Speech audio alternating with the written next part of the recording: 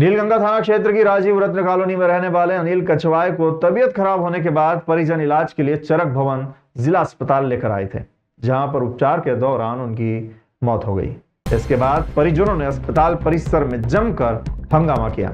परिजनों का आरोप था कि ड्यूटी पर तैनात डॉक्टरों ने उन्हें समय पर उपचार नहीं दिया और लापरवाही बरती, जिसके कारण अनिल की जान चली गई। मृतक अनिल कछवाहा नीलगंगा थाने के पीछे का रहने वाला है।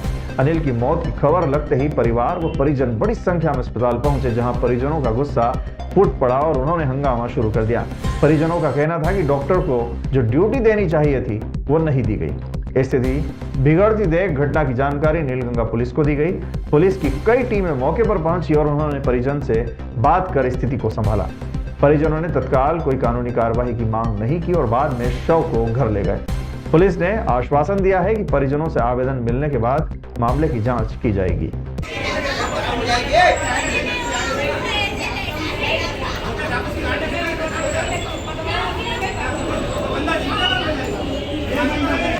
ये तो मतलब किसी के साथ किया, वो भी किसी का मरीज लाया तो डॉक्टर को हटना नहीं चाहिए, सबका इलाज करना चाहिए।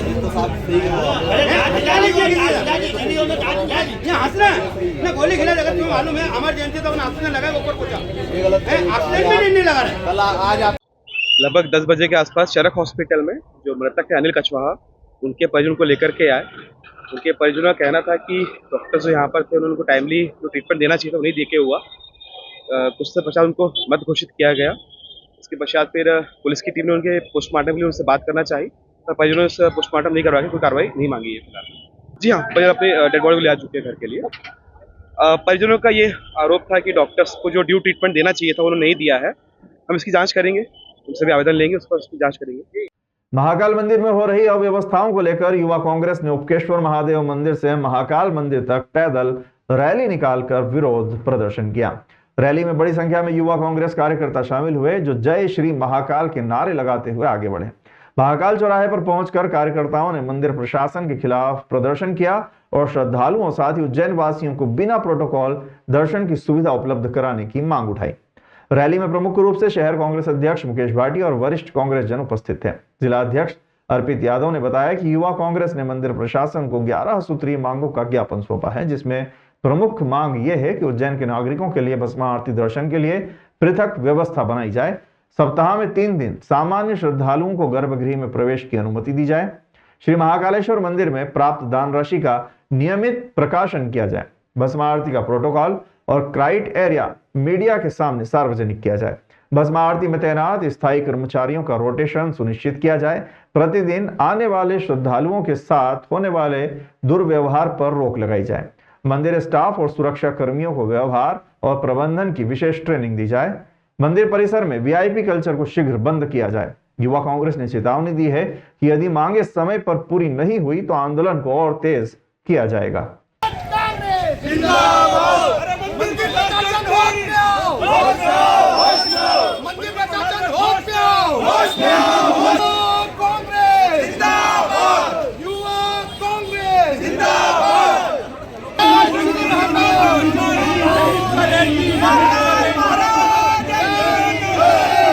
महाकाल मंदिर में हमेशा ही अव्यवस्थाएं फैली हुई है। कई सालों से हम देख रहे हैं। आज यूथ कांग्रेस के सभी साथियों के द्वारा आज महाकाल मंदिर की अव्यवस्थाओं को लेकर हमने प्रशासक को ज्ञापन दिया है और हमने उनसे मांग की है कि 250 रुपये की जो व्यवस्था है वो निःशुल्क की जाए। 2018 में कमलनाथ जी सीएम थे, उस समय भी ये व्यवस्था निःशुल्क थी। फिर उसके बाद हमने दूसरी मांग की है भस्म आरती के लिए। उज्जैन के ही श्रद्धालुओं को बहुत ही परेशानी उठानी पड़ रही है भस्म आरती करने के लिए। तो हमने सप्ताह में 1 दिन के लिए हमने प्रशासक से मांग की है कि सप्ताह में 1 दिन भस्म आरती उज्जैन के लोगों को दी जाए, जिससे कि वो दर्शन करने की व्यवस्था।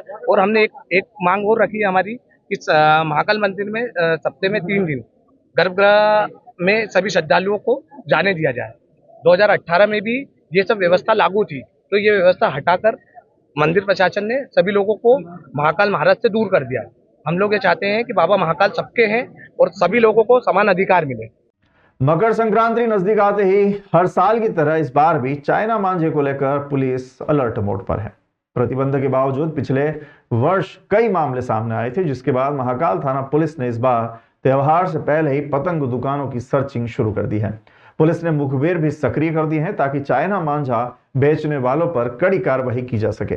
महाकाल थाना प्रभारी गगन बादल अपनी टीम के साथ तोपखाना क्षेत्र में पहुंचे और दुकानों पर आकस्मिक जांच की। सर्चिंग के दौरान किसी भी दुकान पर चाइना मांझा नहीं मिला। पुलिस टीम ने पतंग व्यापारियों से चर्चा करते हुए कहा कि चाइना मांझा हर साल कई लोगों के लिए जानलेवा साबित होता है, इसलिए यदि कोई चोरी छिपे इसकी बिक्री कर रहा है तो उसकी जानकारी पुलिस को दे। सूचना देने वाले का नाम गोपनीय रखा जाएगा। जांच के दौरान यह भी खुलासा हुआ कि ऑफलाइन बाजार में चाइना मांझा इस बार नहीं बिक रहा है, लेकिन लालच में कुछ लोग ऑनलाइन प्लेटफॉर्म के माध्यम से इसे बेचने की कोशिश कर रहे हैं। पुलिस तकनीकी नेटवर्क की मदद से ऐसे लोगों की पहचान करने में जुटी है। पुलिस का कहना है कि चाइना मांझा जिस पर पूर्ण प्रतिबंध है, यदि कोई व्यक्ति इसे बेचते पकड़ा जाता है, चाहे ऑनलाइन हो या ऑफलाइन, उसके खिलाफ सख्त से सख्त कार्रवाई की जाएगी। नागरिकों से अपील है कि किसी भी संदेहास्पद गतिविधि की सूचना तुरंत पुलिस को दे।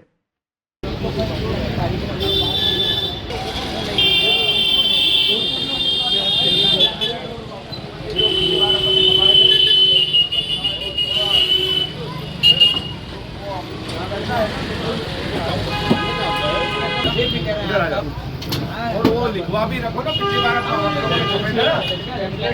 चाइना डोर खरीदना अभी लटकाओ ना, क्योंकि ये तो काम आते हैं बैनर। ये अभी क्या है, पीने से लोग सिर्फ पहुंच जाते हैं, अपने को जागरूकता करना है। चाइना डोर खरीदना बेचना अपराध है।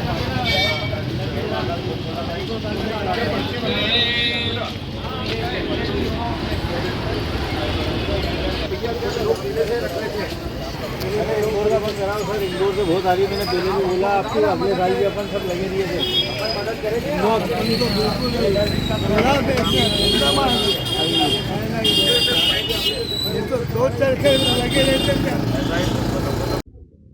आगामी त्योहारों को देखते हुए और जिसमें पतंग उड़ाने के लिए जो चाइना डोर यूज़ होता है, चाइनीज मांझा यूज़ होता है, जो कि इसका सेल पूर्णतः प्रतिबंधित है और ये हम लोगों के लिए, लोगों के लिए काफ़ी खतरनाक साबित हो सकता है। लगातार अनुभाग कोतवाली में तीनों थानों के द्वारा इसकी चेकिंग की जा रही है। जितने भी दुकानें हैं जहाँ पे पतंग या मांझे बिकते हैं, उनमें लगातार चेकिंग की जा रही है। साथ साथ इसकी जो ऑनलाइन सेल है, इस पर भी हम लोग धीरे धीरे रोक लगाने का प्रयास कर रहे हैं ताकि किसी प्रकार से चाइनीज मांझा जन सामान के बीच ना प्रचलन में आए। हमारा जो इतना पुलिस बल है वो लगातार लोगों को समझाइश भी दे रहा है कि इससे पतंग उड़ाना कितना खतरनाक हो सकता है। साथ ही साथ जितने भी जो पतंग के जो सेल्समैन हैं, उन्हें बताया जा रहा है कि किसी प्रकार से उनका चाइनीज मांझा पाया जाता है तो उनके ऊपर वैधानिक कार्रवाई की जाएगी।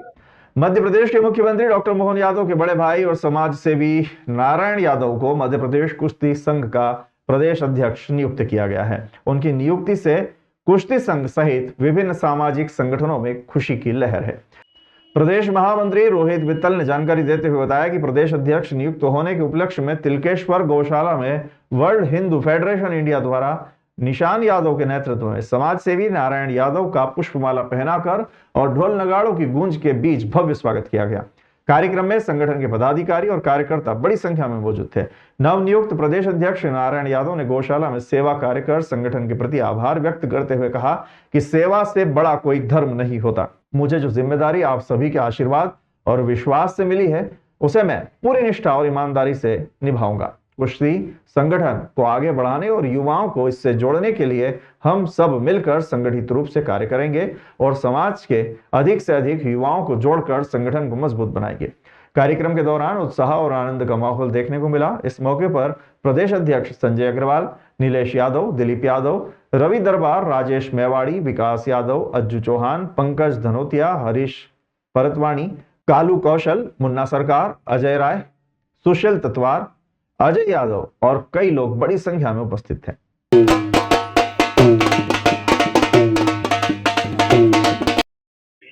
महाकाल महाराज की जय।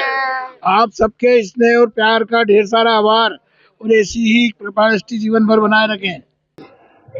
हमारे उज्जैन के लिए आज सौभाग्य की बात है।